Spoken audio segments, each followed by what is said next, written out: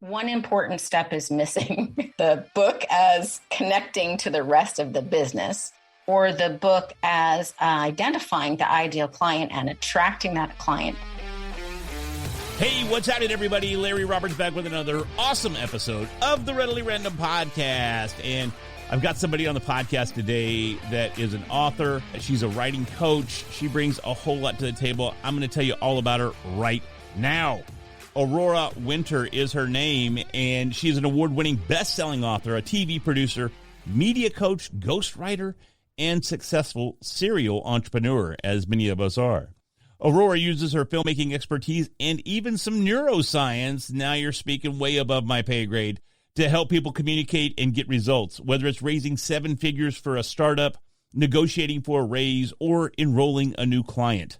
Do you want to write a book? Do you want to create multiple streams of income with your successful business, brand, and book? Then stay tuned and welcome to the show, Aurora Winter. Hey, it's so great to be on the show with you, and I'm so looking forward to giving your listeners tips on how they can turn their words into wealth. Man, you would think we polished this before we hit the record button. This has been just one smooth transition after another, man, and I love it. So, Aurora, seriously, welcome to the show. We chatted a little bit before we hit that record button. And, man, I love what you bring to the table because you're already energetic. You're already engaged. And, I mean, I was like, we have to stop talking because we're losing out on so much good podcast stuff here. So thank you. Well, absolutely. I mean, so many people spend so much time writing their first book. On average, people spend 3.5 years writing their first book.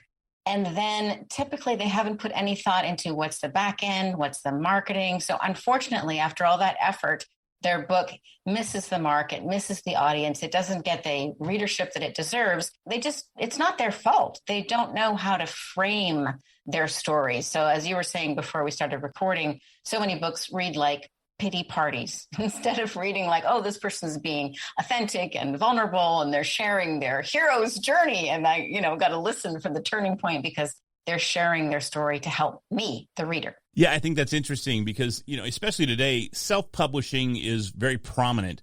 And I assume there's probably been, if it's anything like the podcasting space, there's been a surge in self-publishing over the last year and a half or so. While everybody's trapped at home and looking for that creative outlet, now's the time to write my book. Have you seen that on the forefront? Absolutely. A lot of people are taking advantage of, this time at home. Like it's one of those projects that you think, I always want to write a book. 80% of people want to write a book. So you're not alone if you're listening. But what's kind of unique about my perspective is because I've had a background in film and television and because I've studied neuroscience and because I'm a serial entrepreneur, I bring the combination of the sweet spot of all of those three things. And so just for funsies, one of the things I'd like people to know is you can use a book to pivot your business, to test if a new product or new service is going to work, or to help yourself get out of a career that you loathe and despise and start something new, but testing it first, which I think is important to do. Yeah, it's absolutely critical. And it's interesting that you do that because, I mean, as an entrepreneur, as a content creator, writing a book was one of the first things that I ever wanted to do. Believe it or not, you said you read part of my book, and I apologize for that. But I always did well in my English classes in school.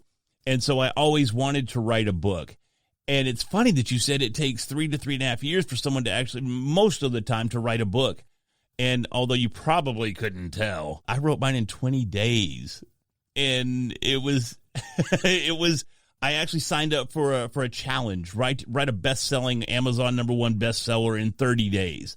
And it was interesting because as I started writing so much more, I was writing about podcasting and how to start a podcast. And I went at this thing for about a week, and I start looking at what I've written, and absolutely nothing is about podcasting. I just went on and on about me and this and that and these and those, and there was no way that this was a podcast book. So I had to go ahead and scrap everything and start over and start writing an actual book on how to start a podcast. It's more of a blog post with a cover on it, I think, is what my book it really ended up being. Oh, I like like the energy of your book. It's friendly. It's like, here, I'm your friend. I'm going to tell you how to launch a podcast, and don't worry about the expensive equipment, but here's what you really need to know. And I like that. I like that personal energy. I think that's another mistake a lot of people make. They've studied so many books in university, and so they, come across with a very academic tone, and then they got the footnotes, and here's the research, and you lose the energy. I love what Joanna Penn says. She says, double down on being human. And I think that is exactly what we are best served to do. So I love that your voice comes out in your book as it does in your podcast. And while I am an author, I've, been writing since I was 9. I'm an award-winning screenwriter as well as an award-winning book author. But I want to confess, like just as you were about yours, is I actually did produce a book that was based on a 1-hour interview. So it was like this. Obviously, I had planned what I was going to say, and I had some content. And yes, it was on the topic of how to fast track your marketing. And it wasn't all over the map because I had planned what I was going to say. But I used that 1-hour interview, which I quite liked, and transcribed it and turned it into a really short book called Marketing Fastrack. And what I wanted to do is I wanted to test, would people be willing to invest in products and services related to me helping them with their marketing? That's why it was called Marketing Fastrack. And because at that time I was training coaches at the Grief Coach Academy. I don't know, grief, marketing, these things don't necessarily go together in the mind of the consumer.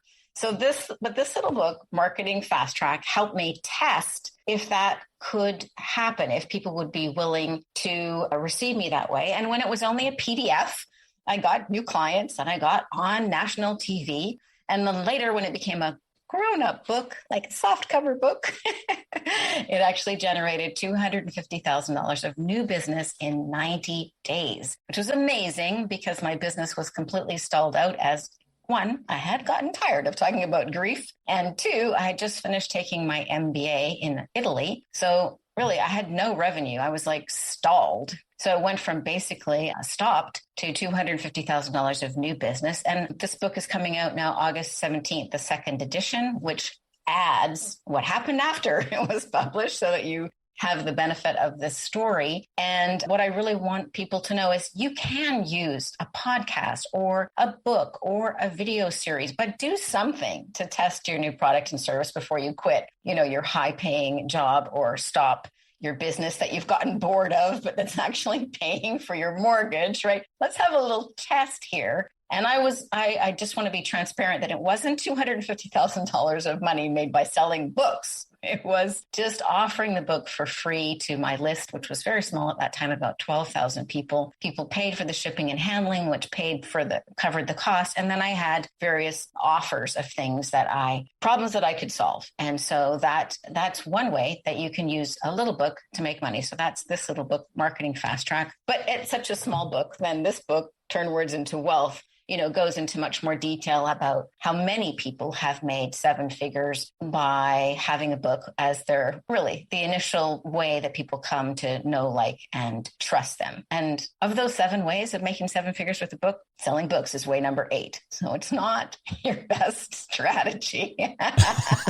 Out of 7, it's number 8. Just let's reinforce that. Yeah. It provides a level of credibility in and of itself. It's similar to having a podcast. It's a platform where people can come, get to know you, hear your message, hear your offerings, and relate to your personal brand. Absolutely. And understand whether or not that personal brand provides the value that they're looking for. And I'm wondering, because as a podcaster, one of the things that we have to do is make sure that we structure our podcast in a way that provides value to our listeners.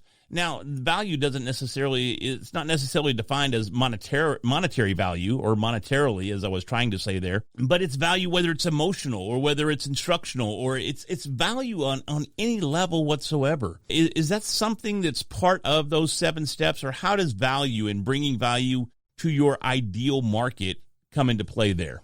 Well, my value filter is this is what I do, and this is what I recommend others do. Like, only offer solutions to problems that you can solve. To back up, entrepreneurs solve problems at a profit. right? Sure. So you need to solve a problem that the marketplace needs solving.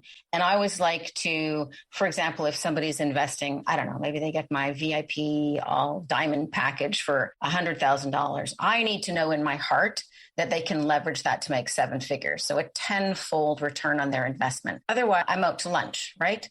Or if they invest $10,000, that is going to produce $100,000. And in fact, I do have that track record. I've had people come to me who have really great business ideas, but who had raised zero and were on the verge of like running out of runway, running out of cash, and therefore closing the doors.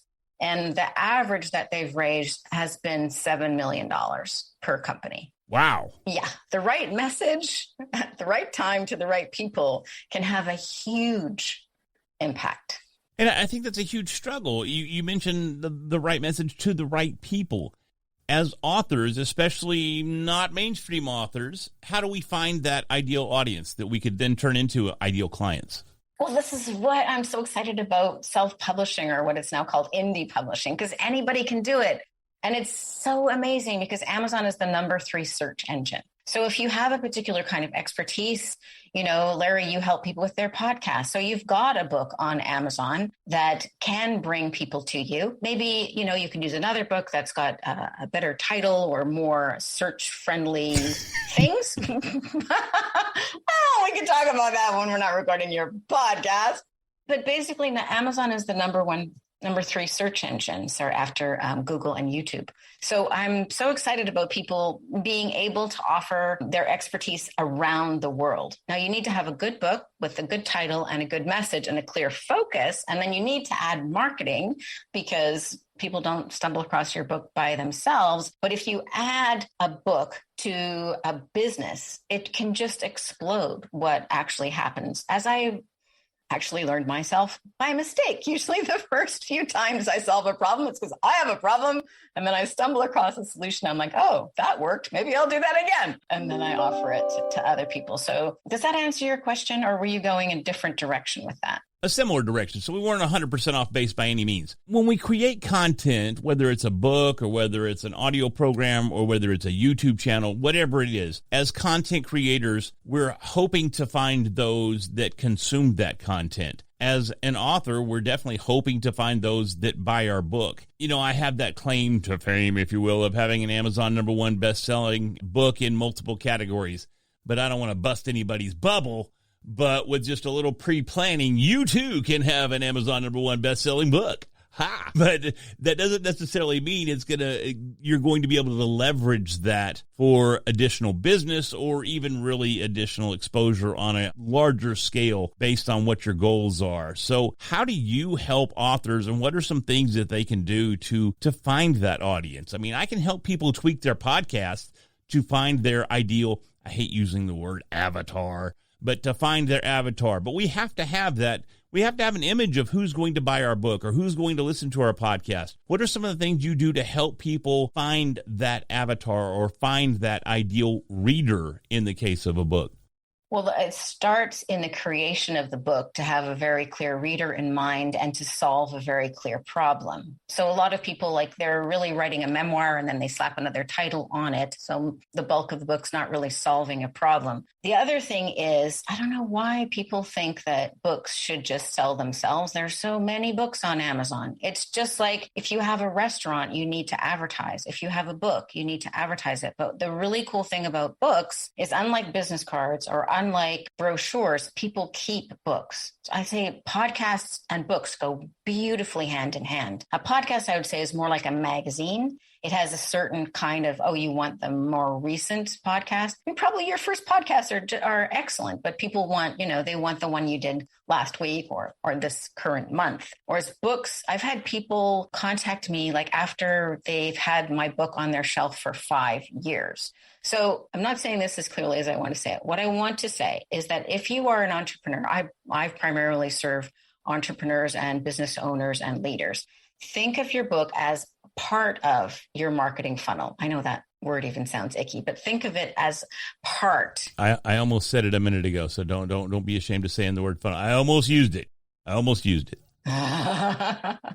what we want is we want online and then offline, online and offline, online and offline. If all of your content is online, you might grab the attention in the moment, but then people will forget, what podcast was that? What video was that? Where did I see that Instagram thing? So you want to be able to also have lasting power. So a book, I don't know anything that has the lasting power of a book. A book can be read, hundreds of years later, thousands of miles away. It has that lasting thing. Plus, people receive it like a gift, but it only costs a few dollars to print a book. What I urge business owners to think of is don't miss out on the number 3 search engine, Amazon. Get a book on Amazon, but have your book invite people to your website, to your podcast, to your YouTube channel, to whatever else you've got going, so that it's a back and forth. And so now I've published 6 books of my own, including being a ghostwriter for some of my clients. So now at the back of my book, it's offering my other books. So you just want to continue the relationship. And I can't emphasize what a big difference it's made to my businesses having books. And I think it's the thud factor, even though lots of people like ebooks now, and I certainly enjoy audiobooks as well. But there's something about, hardcover book, people pass it on. It's a great referral process. And also there's value in writing the book. You get more clear what it is that you have to say and who it is that you serve. And I could give a couple of examples, but I'm talking nonstop here, so I want to let you butt in. No, you're fine. I'm absorbing here. Now, I did want to jump in and clarify what is a thud factor? What does that mean? Thud, like thud. Oh, thud as in that noise, that big. Okay, that we won't edit that out for emphasis. The thud. I thought you said fed, and I'm going.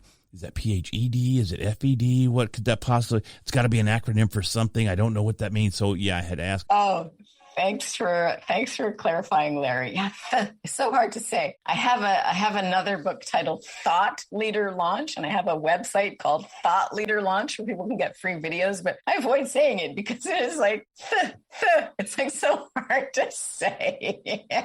You're killing me here. It's hilarious because right now I have a difficult time talking because I've had some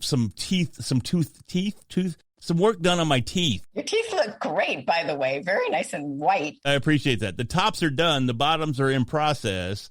And I've got a retainer in on the bottom right now. So I have a hard time talking sometimes and saying some of the things I want to say because I've got this stupid thing in my mouth. And I really didn't take that into account when I underwent this wonderful oral adventure, the first of this year. And it's not finishing up until around, I think I'm done. My bottoms will be done, I think, the end of November. But yeah, it makes speaking engagements and podcasting fun. Well, you're pulling off a great job. Well, because you're having a dental adventure, I'll give you an example from one of my clients who is actually a dentist. Uh-oh. So English wasn't even their first language. They came from Vietnam. They had a really interesting adventure. But anyway, I interviewed them and, using my MBA and background as a serial entrepreneur, I wanted to discover, what is the value of your average client and your ideal client. And in dentistry, I learned a lot about teeth.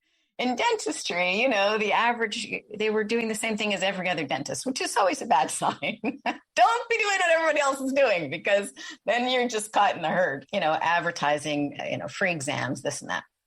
But actually, they had explained to me that an average dental patient might come in and spend a couple $100. That's it. Then they won't see them again for a year. But people over 40, such as yourself, could spend $5,000, $10,000, $15,000 because they're like, okay, they've got a career, they've got money. Oh, more? Okay. Well, how much are you? My dentist loves me. I'm worth a lot of clients, a lot of clients this year. So $10,000 and on up, according to Larry. So I realized, hey, well, why just attract dentistry patients? Let's attract your ideal client. And they had the expertise to go with it. Like they could do implants and crowns and da-da-da-da-da. So their book is called Keys to a Healthy Smile After 40. Ta-da! And as a result, their business more than tripled It went from about 1.5 million to approximately 6 million. Wow. Because they were positioned as the go-to expert. And if you think about it, if you increase the average transaction from, say, $500 to $5,000, all of a sudden that's going to 10x your business, rounding and oversimplifying, obviously. So that's my special sauce is I like to help people make it make sense for their business. And usually one important step is missing: the book as connecting to the rest of the business, or the book as identifying the ideal client and attracting that client by solving their top of mind problem, or, just hasn't been thought through. And unfortunately, it's like a combination lock, right? If you've got all of the combination right, 4 to 5, it doesn't open. Yeah, and I think that's interesting because timing plays such a role there. And it's really understanding where you're at in your business and understanding whether or not you're in a position to where the book will complement where you're at. Because when I wrote my book, I was just writing a book. And I wanted to have a number one best-selling book on Amazon. That sounded pretty cool at the time, right? That sounded like it was great. And, what kind of credibility is there with that? You're a number one best-selling author. Credibility for what? Because at the time, I wasn't helping others launch their podcast. I didn't have a podcast business per se. I had a podcast that was kind of floundering and wondering where I was going with that even. But the book was hopefully going to give some direction there. And in all honesty, I love my author coach and the lady that helped me write the book. She is phenomenal to this day. She's great. I love her to death. But the book didn't accomplish really much of anything for me at the time. And even now, I don't even really mention it at all ever. So, unless I'm goading you into it. Yeah, and I don't think we've said the name even now. The course, I made a course by the same name on Udemy, 1+1 = podcast, and it's still on Udemy to this day. It does really well on Udemy. Got a great review, a rating and reviews on Udemy.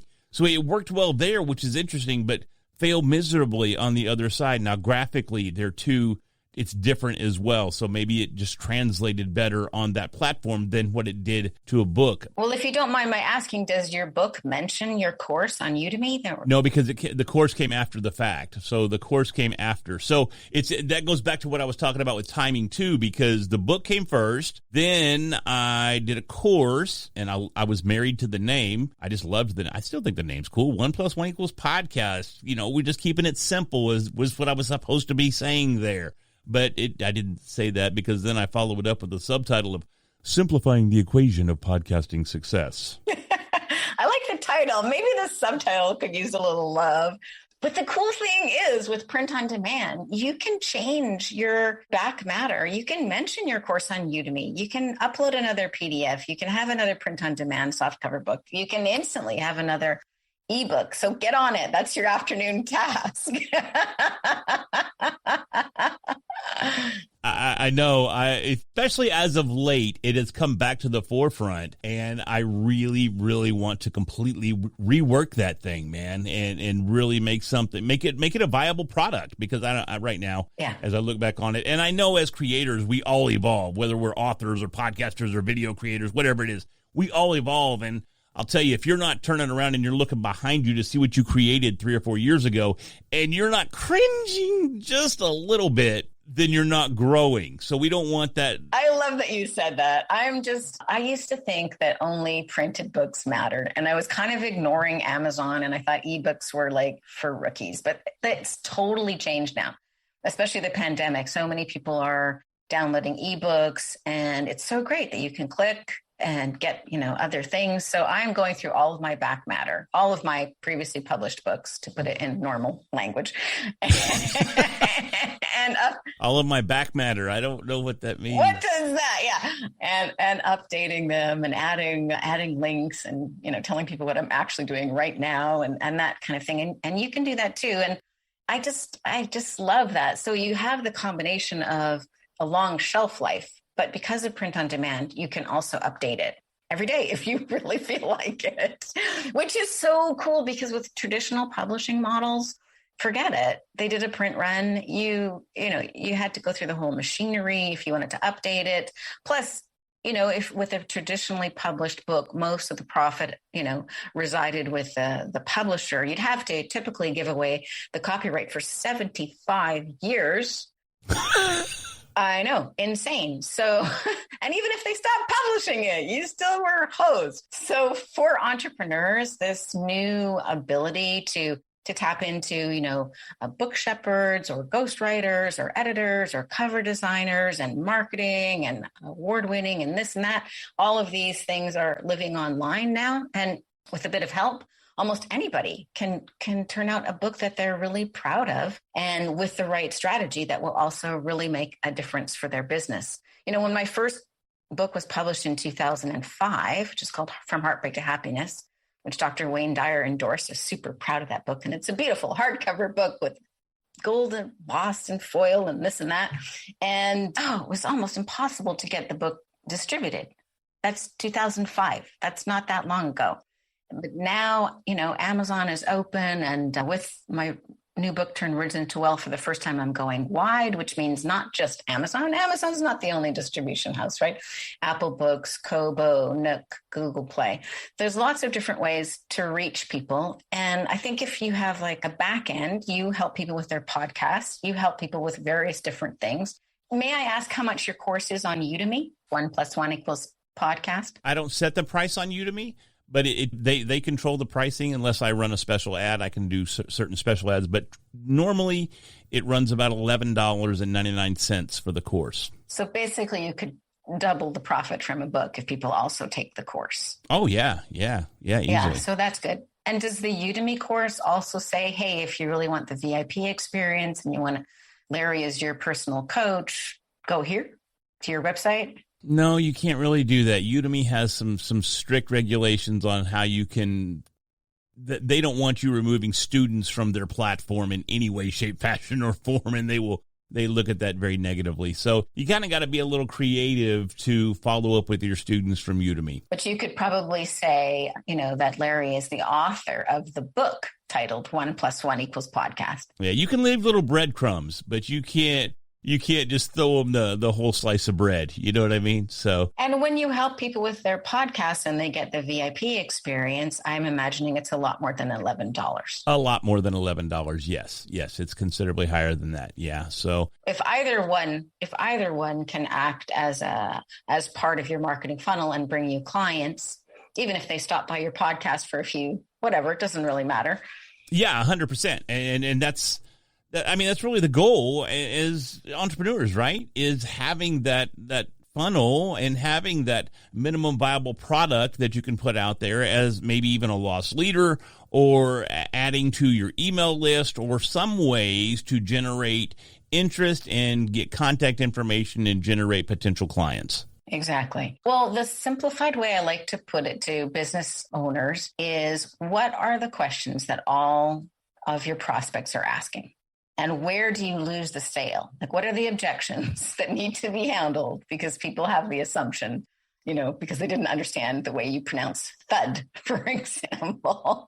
Although it is lovely to be able to talk to each person one-on-one on a Zoom call or over a cup of coffee or what have you, you're only one person. All of us only get 24 hours in the day. So if you can leverage your time and make a product that can be read, a dozen times, 100 times, 1,000 times, 10,000 times, whatever, then that's saving you a lot of breath. And not only that, you have good days and bad days. So sometimes you're not going to give such a great answer to one of those frequently asked questions because you're in a cranky mood because, I don't know, your cat got lost yesterday. Right. So a book or a podcast or videos, all of these things, they leverage your time one to many. And if you want to have more than a modest income, it's important to scale your time. It is 100%. And you have to have those multiple streams of revenue, especially as an entrepreneur. I think I heard the other day that you needed like 11. And I'm like, 11? Let's tone that back a little bit, because 11's a lot, man. That is a ton of revenue.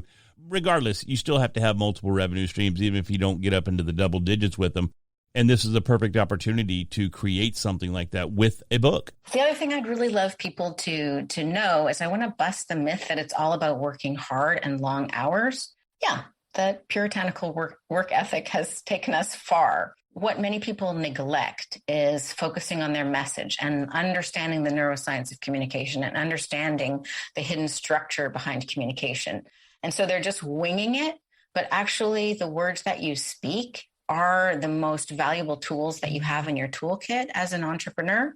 You know, Steve Jobs spent 3 weeks practicing to deliver those Apple launches. And I think that people, we know how to talk.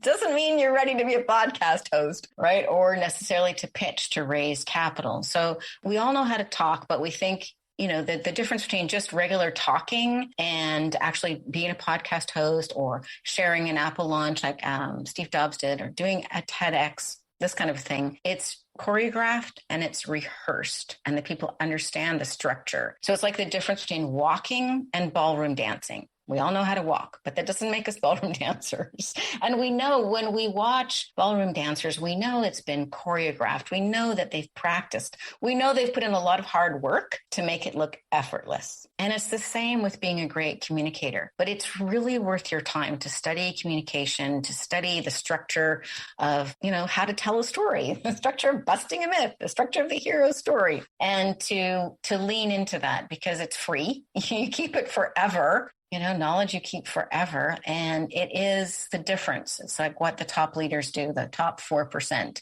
really focus on mastering communication. It's something that you've got so beautifully dialed in, including your rich voice. I love your voice. Well, thank you. I appreciate that. You're making me blush here at the end of the podcast. So Aurora, I agree. Communication is so critical. How can our listeners communicate with you going forward? They can grab a copy of any one of my books on Amazon or wherever books are sold. Turn Words into Wealth is my latest book. Marketing Fastrack is coming out August the 17th, second edition. So you can actually see the minimum viable product of a little book that actually launched a whole new business.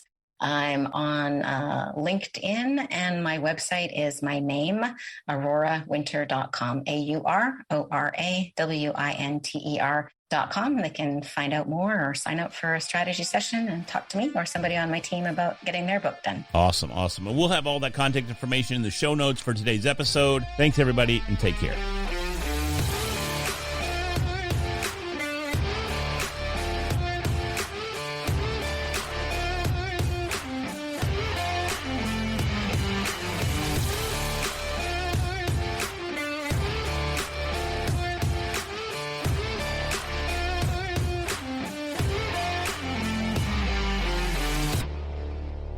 One important step is missing. The book as connecting to the rest of the business, or the book as identifying the ideal client and attracting that client. Hey, what's happening, everybody? Larry Roberts back with another awesome episode of the Readily Random Podcast. And I've got somebody on the podcast today that is an author. She's a writing coach. She brings a whole lot to the table. I'm going to tell you all about her right now. Aurora Winter is her name, and she's an award-winning best-selling author, a TV producer, media coach, ghostwriter, and successful serial entrepreneur, as many of us are. Aurora uses her filmmaking expertise and even some neuroscience, now you're speaking way above my pay grade, to help people communicate and get results, whether it's raising 7 figures for a startup, negotiating for a raise, or enrolling a new client. Do you want to write a book? Do you want to create multiple streams of income with your successful business, brand, and book? Then stay tuned and welcome to the